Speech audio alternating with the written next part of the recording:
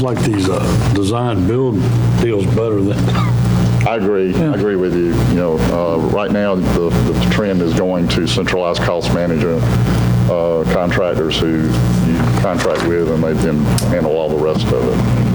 And I want to go in defense of the architects. They do look for the best way to do it and the cheapest way. They actually don't try to jack Well, up. look at the fire department. That's a fine example where they overprice stuff. Overpriced what? The fixtures and all that stuff in there. You dead wrong. We ain't buying no cheap stuff out there that's going to break down in a day or two. That's the problem at the jail right now. Everything out there, but I want to make a point. By law, we have to provide the health department's housing. We got a grant for the health department of $500,000 in '92. I was on the board then. We got it, and we did as best we could with that money. It didn't overrun much, but everything now is like 30 years old almost, and it needs all this. The grant will not pay for anything it won't need, basically. It won't be a waste out there. And I'm going to just give you one example on the roofing, flashing, and everything, $42,000. Well, this will be the third roof that we'll need since I've been on the board here. And I'm going to tell you, I suggested a standing seam, metal standing seam that'll last 100 years. So you got to look at what you're getting. And I want to just make an example. Is that what we're getting? That's what I'm asking for. That $42,000 is a shingle roof, which the life of a shingle roof now, if you lucky, I had a shingle roof customer, Georgia Pacific, up in Hampton. And I know what a shingle roof, you're lucky if you can get 12 years out of one.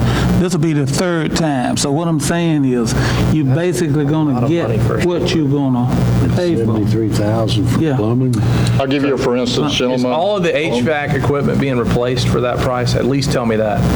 All except, I think you said one unit that was more recently installed. But we had a gas leak out there the day he was actually there. So I think there's one new unit out there that's.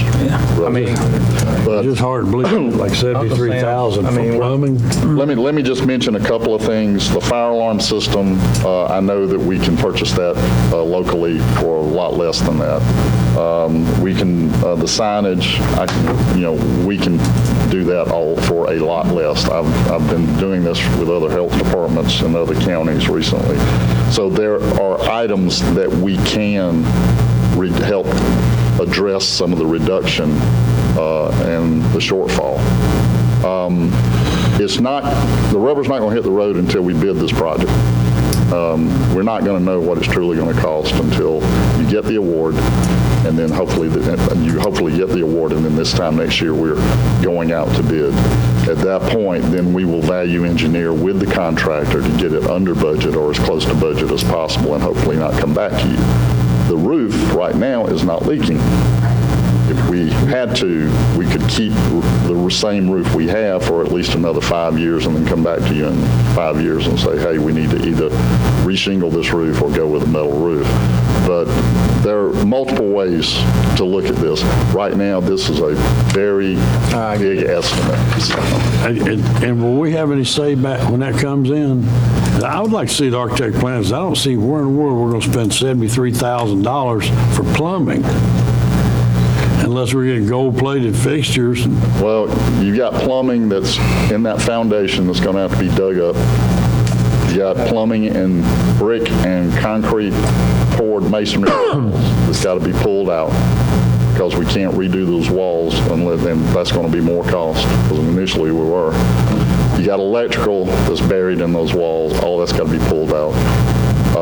The initial estimate I got on just the water lines, on replacing all the water lines, I think was $48,000. Are they having trouble with water now? We don't have hot water in some of our exam rooms, and some of the water lines are, yes, we're having leaks. Couldn't they run new ones up overhead? Yeah, that was the cost. What I think we ought to do is what's the pleasure of the board? Let's get a motion on the table about whether or not we're going to support it or not, and for how much. And then from there, the bottom line is we have to we have to kick in order to get the federal funds. I mean, that's to win it, there's no other way to do it. And most of it's Whether it being meets paid this for budget. by Uncle Sam. It's just a little bit raw right now. I just got my CPA and learned how much I owe Uncle Sam, and it just ticks me off when I learn about, government spending and how ridiculous it can be sometimes, these rules. But the bottom line is, these ladies need this, that we know the health department needs to be improved, Well, if we don't apply for the grant and we don't get the CDBG grant, what Larry's saying is correct. We're still going to have to go in there and pay it out of county There's funds. stuff to do. So we're going to have to do it one way or the other, and this is an opportunity to at least get some of our tax money back, I agree. So that being said, what's the pleasure of the board on a motion to approve or not?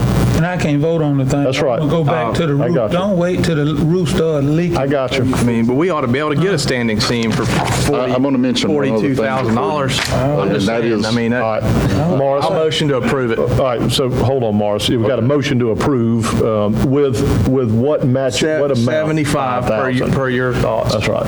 I second that. Got a motion and a second to apply for the grant at $750,000. The county puts in $75,000 with the agreement that the health department will put in $75,000 to match ours. And y'all feel like that'll get it? Yes, sir. I think that'll be an adequate match. It's 20%. The issue with demographics in Forsyth County causes us to score a little low in that area. The more match that you're going to be able to put in, the higher the score. But we get up to 25 additional bonus points in that area. So we could possibly get all of those or majority of It's them. compared to the applications that come in Yeah. each year, so we can't really give you a 100% answer. Putting in, Well, if we don't get it, then we're not obligated to the But 75. once it We are leaves this obligated to- approval today, we've got no more say on it. Once you're awarded, yes, sir, you're committed to I that. don't know, but I mean, we have no more say, because you just talk about the exam rooms don't have hot water. Put an instant hot water heater in each room, man, that's a lot cheaper. I'm a penny pincher, that just, No, I think, if you're awarded the grant and we get down that far, then Mr. Hedges will probably come back to you with the architect and say, this is what we're going to do once it's bid out. Yeah. no, that's what I meant. That's right. Okay. Sounds good. I don't see a problem with that, do you, Mr. Hedges? So hold on real fast, guys. I've got a motion, and I've got a second. Any other discussion on that with, hearing none, I'll call the question. All in favor? And Commissioner Evans is abstaining because of his board involvement with the health department. Okay. Thank you all for your presentation. Sarah, go ahead. one more thing, sorry. I need to get the memorandum of understanding approved, which Okay, is that's a separate action item. working with the regional commission for the administration, and our cost for that is 6% of the grant award or $25,000, whichever is higher. So it will be the 6%, and that's about 45. And then this is just to approve it too, that you will, if it's awarded, have us be the administrator, and at that time we will give you all a final memorandum of agreement. Is It that- could be up to 6%, right? Up to 6% of the grant award? or Yes, I mean, 25,000? yes, generally we do the 6%. Minimum or of we request that. 25,000. Yeah. Or a minimum But of, it's- whichever is higher. Oh, So is the total, 6%. am I right saying the total is 50,000, somewhere? 880. 50,880? Yeah, on the professional fees, 50,880. For us, it would just be the 45,000. The professional fees may come from, ours is the administration. Yeah, oh, okay, I got you. Professional fees is the architect. Yes. Right. Ours is the administration. And the architect does have a limit as to how much he can charge as well. All right, so follow me on this. This is part of the 947,000. We just went down to 900,000 total. You see what I'm saying? Meaning the Yes. most we're, 75 is 150, and then the 750 is 900,000. That's the most we're going to do. So y'all's would adjust down accordingly? No, so ours is 6% of the grant. The grant, So the which is- 750,000. I got you. So that was in there anyway? Yes. That's in Yeah, there? and the grant covers the administration cost. Okay. I understand. I'll motion to approve that. Okay, I got a motion to approve the memorandum of understanding. Do I have a second from Commissioner Rowland? Any discussion on that? Yeah, and for Mr. Kaplan, Mr. Hedges to sign it. The motion for, yes, and for the chairman and county manager to sign. You willing to amend your motion? Yes, please. Yes, I got a motion, and a second on that as well, okay. All right, got a motion and a second to sign the memorandum, approve the memorandum of understanding and have the chairman sign it. Here, no further discussion, I'll call the question, all in favor? Larry, you can't vote, so all in favor, that's 3, and any opposed? You're opposed? Okay, so we got 3-4. Commissioner Ambrose is opposed, Commissioner Evans was abstaining. Sarah, thank you for your help, And you want me to sign off on the application where all of us sign or not? No, I would refrain from signing on that. Not sign? Yeah, and I can send in a different copy if I need to for that. all right. Next item on the agenda is actually the person that's supposed to be on the agenda at this time. We had moved her to the end of it, but then we made an amendment that allowed her to come in as we were able to, so she's actually right on time. Are you ready, and are you ready to go? So do you want to sit there, or you want to come up front, Lori? Okay, and give her the, all right. Go ahead, Lori. Thank y'all. Thank you. I'll be right back.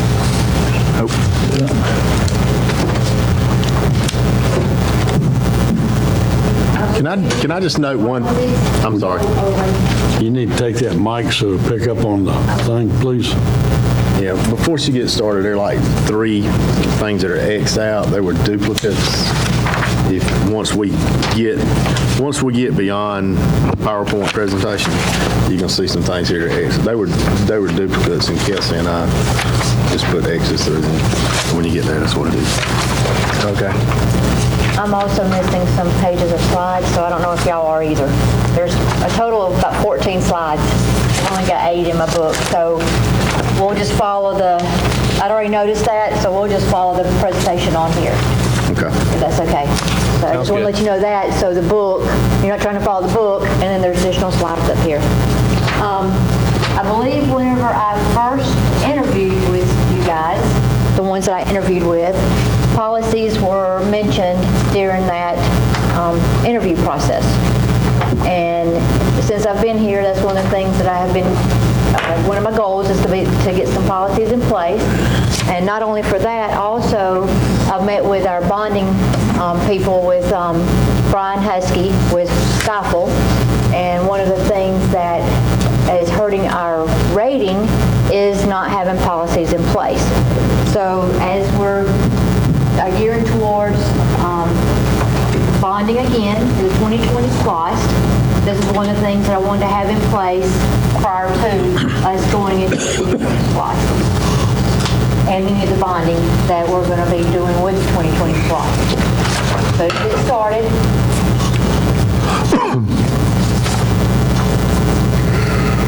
okay.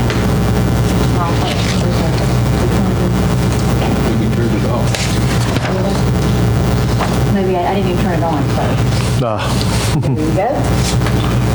So just for an overview of the fiscal management policy, it's intended to assist the county in preparing the budget and help communicate how the Board of Commissioners' goals are being addressed and their policies are implemented. In the fiscal management policy, we have several different sections. I'll go over each of these briefly. I've tried to make the presentation a lot simpler than the policy itself. There's a lot more detail in the policy. I'm just going to hit the highlights in the presentation. It includes our budget process, our revenue process, reserve fund policy, fund balance policy, investment policy, financial structure, capital improvements, financial forecasting, and fixed assets, which is a separate document. Beginning with the budget principles, these are just some of the principles that I've addressed in the policy. The county should strive to attain the lowest possible interest rates on debt. The county should maintain adequate reserve levels. It should support services provided, the management, guidelines, and operation assistance. Adjustments to approved budget shall take into account the effect on future budget resources. By statute, the budget must be balanced. Debt or bond financing will not be used to finance current operating expenditures. Enterprise funds will be self-supportive. Each enterprise fund will budget for its proportionate share of cost and services, and Monroe County will strive to include an amount in general fund for contingencies. Some of these things we already do. So this is just part of the policy. It's documented. Continue with the budget preparation. Our budget is fiscal years from January through December.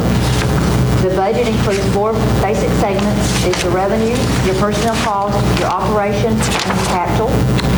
A budget is formally adopted by the Board of Commissioners before January the 1st of each year. Federal and state legislation provides the legal requirement and timelines for the budget process and public hearings. Budgetary controls, Georgia law establishes the legal level of budgetary control at department level. We follow that. Changes to adopted budget, which is our amendments. Increases or decreases to the total adopted budget must be approved by the Board of Commissioners.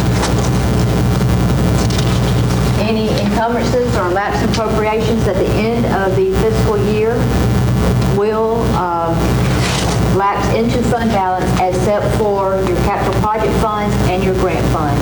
In the capital project funds, it does not lapse until the project is complete or closed, and in the grant fund, it does not lapse until the expiration of the grant. The revenue section, the county will try to maintain a diverse and stable revenue system. The county reviews estimated revenues and fee schedules as part of the budget process. Sources of revenues is property taxes, user fees, service fees, one-time revenues, and this is just to name a few. The next is our reserve fund balance. And this is, we can have some discussion on this if you want to later, but I kind of came up with a guideline here, and I know a lot of us would probably like to see more set aside in the reserve fund balance, but we don't have a reserve fund balance, so I'm trying to at least get us started with the reserve fund balance. And any of this can always be amended at any time, the policy and procedures can be. The county will strive to maintain a general fund and enterprise fund working reserve fund balance from the unreserved and undesignated fund balance equal to at least 3 months of total appropriations budget. And this is to offset significant economic downturns, to provide sufficient working capital, provide sufficient cash flow. Also, the county will maintain reserves in compliance with all debt service requirements. Fund balance policy, we have classifications of the fund balance. They're classified as non-spendable, restricted, committed, assigned, and unassigned. And fund balance generally represents the difference between the current assets and current liabilities. And our classification structure is set up in accordance to GASB. Next section is the investment policy. The county will maintain an active program of investing with the following principles: safety of principal, maintenance of adequate liquidity, yield or return on investment, and legality. The investment program shall comply with all Georgia and federal laws and regulations. Financial structure. The financial transactions of the county are budgeted and reported in individual funds. This is just our different fund types. General fund, which of course is the largest and the one that basically is our operational budget of all funds. Special revenue funds is used to account for proceeds of revenue sources which are restricted by law for specified purposes. An example that we have is the E911 fund. Capital project funds used to account for financial resources of major capital facilities and improvements. Debt service fund used for long-term debt. That's where all of our bonds are allocated in as our debt service fund. Proprietary fund, which is also named as enterprise funds. It accounts for services for which there exists and a significant potential for financing for user charges. Example of one of our proprietary funds is water and sewer fund. Next section is capital improvements. The county will prepare a multi-year capital improvement plan which will assist in planning, acquisition, and financing of capital projects. Capital projects is generally defined as an expenditure that has an expected useful life of more than 3 years with an estimated total cost of $50,000 or more. Financial forecasting.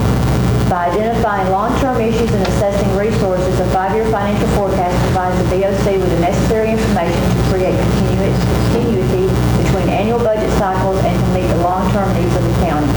The forecast purposes is to provide the fullest picture of the county's financial future. I went ahead and put this in here. I also put the capital improvement program in here too. These are one of the two areas that I hope that we can start doing this year. We don't have to do the full policy this year. We can do baby steps, but at least start this process of doing these last two things, the capital improvement and the financial forecast.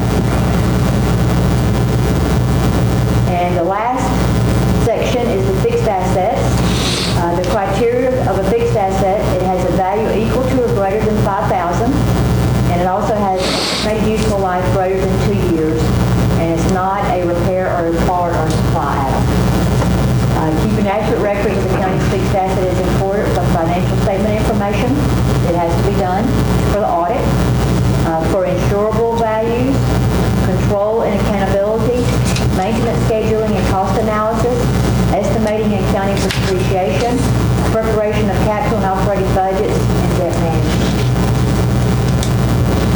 And board action, hopefully you'll adopt these policies.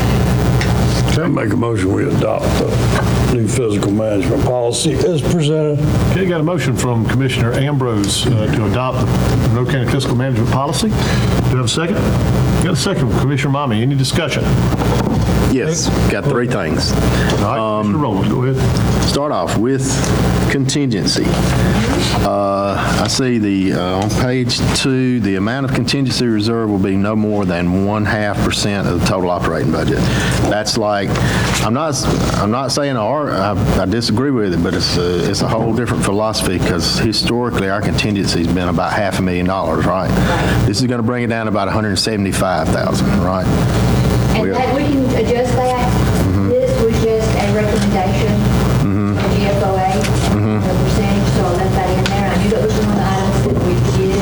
But what we could do is put it as a minimum, instead of having just have a no less than. That's probably a good idea. Yeah, no less than.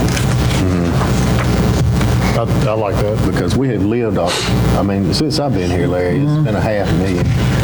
Yeah. It needs to be $1 million. It's got a $500,000 in there as well. Right. So we think we need to say no less than 0.5%. What page are you What on? is $500,000? Page 2. Page 2 Subsection J. of the Lord, give me of the first section or second section? This one, Commissioner Ambrose. First section. Right. I don't have page 2. hold on. Did you not have yours? No, I don't have. It's in the fiscal management policy. From here on. It's here on. Okay. Right here. I got you. The section. Yes, J, Hey, page 2. Lord, point of information real quickly. What's the starting amount of the budget that you're using? Are you using 35 million? Are you using, That's what I use is 35 million and did a 0.5%. So 0.5% of that. 5,000. Yeah. Yeah, that's really low compared to historical. Right now, we're at 3%. Not 3%. No, we're more than 3. Hold on, we're at 2, right now our contingency is about 2% of the total budget.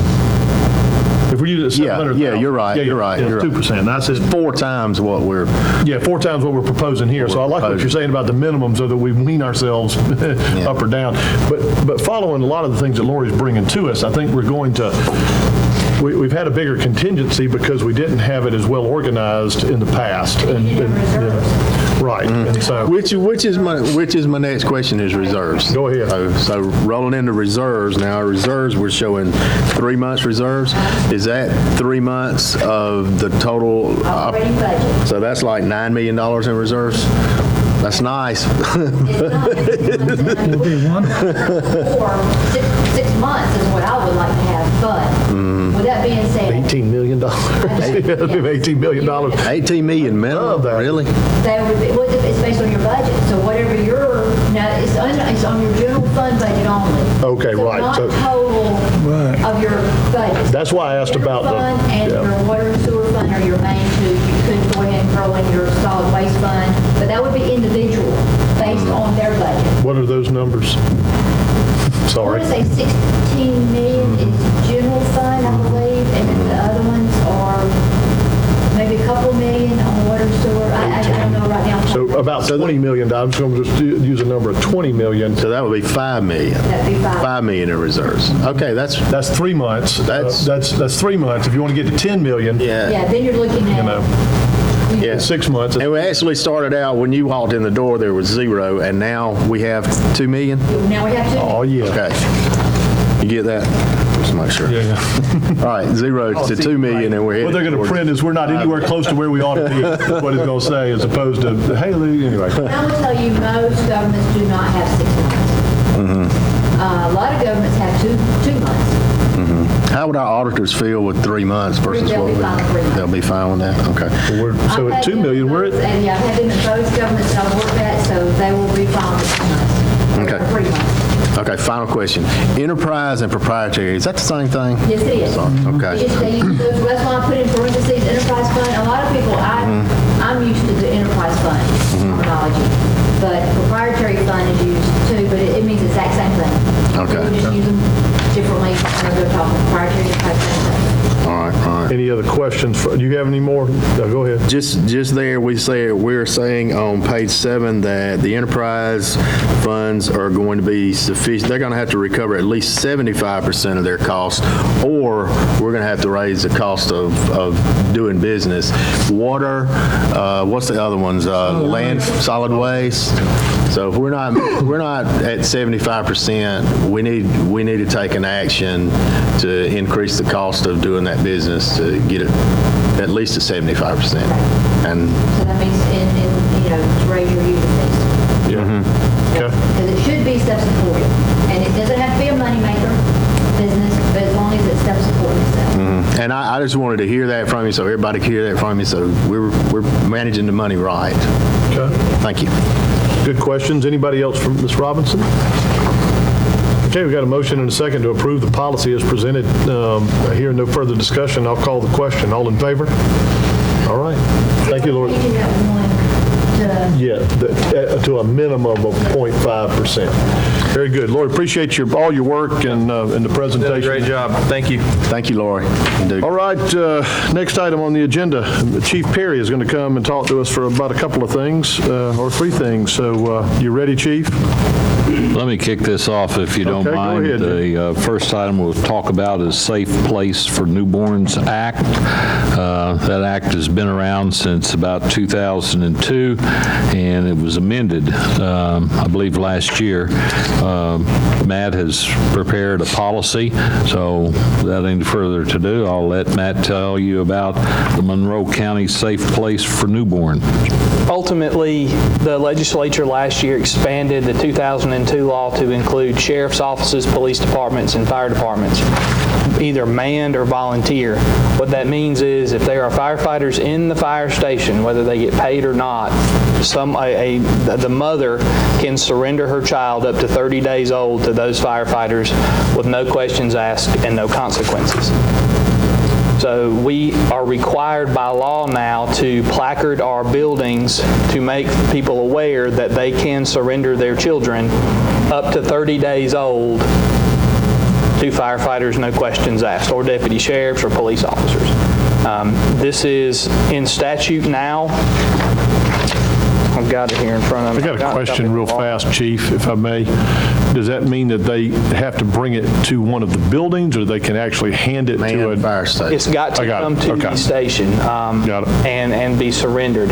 The policy is a generic policy that the city, Chief Herndon and Nancy Patton with the fire department did a fine job in coming up with this. We have met with DFACS, we have met with the hospital, we've met with the sheriff's office and police department, so we have a policy in place. Ultimately, if a child is surrendered, one of our ambulances will, at one of the other buildings, one of our ambulances will go get the child, take it to the hospital for a physical, and DFACS will be brought in and will handle it from there.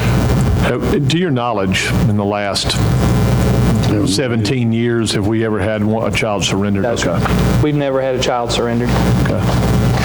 You just have to be ready Yes, to sir. comply with the law. And we've already, Time, I'm recommending we approve his policy on this. Got a motion to approve this, Safe Place for Newborns policy as presented by the chief. Do I have a second? Second. A second from Commissioner Rowland. Any discussion on that? Hearing none, I'll call the question. All in favor? I read it's good policy. Yeah. Thanks, Jim. Very good. All right, thank you, Chief, for that. Next item, public safety radio purchase. Jim, do you want to address this first, or do you want Chief Perry to? Yes, we have found $246,000 in public safety splosh funds, 2008, 2010. Public safety is a wide category, so I split it between the fire department and the sheriff's department, and Matt almost fell out of his chair when he found out he had $140,000 to spend. You'll see two parts of that tonight. This one is for the purchase of 13 additional radios, the batteries, the battery chargers, all those things that come with it. This is to be paid for out of splosh funds. The total for the 13 radios and equipment is $25,963.18. This is from Williams Communications. Okay. All right, that's your request? Yes, sir, that's my request. All right, what's the pleasure of the board? I was wondering, would it be a good idea to hold over some money until we finish that fire station? We need some money. We're gonna need money for an intercom system throughout, and the loudspeakers. And right now, we're finna do the concrete part of it, and that's the largest expense we have left.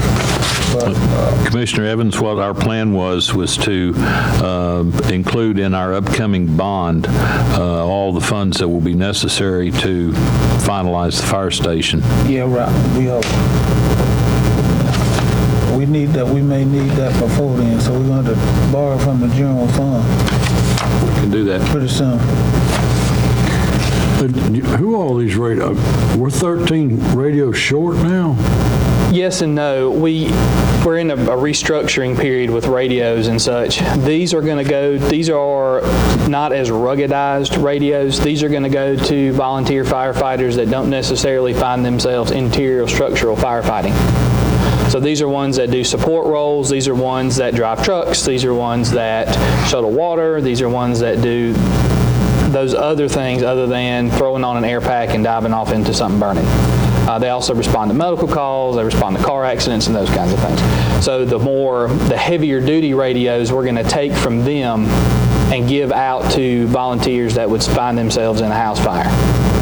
And this is a way for us to spread our communication capability around. The other problem we run into is we did have a shortage when we did the original allotment. We were not able to put a radio in everybody's hand. And the one thing that we discovered immediately was between the antiquated CAD at the sheriff's office and our inability to use to push information out, we just can't notify people. This is the only way that we have currently to let people know that there's an event occurring either in their territory or countywide. We're going to have to put a radio in everybody's hand. That's right. Do you know how many active volunteers we have? Active, under 20. And how many of those have radios? I would say most of them have radios. We have a few that say they would be more active. They'll come to training and such, but we don't ever see them on call.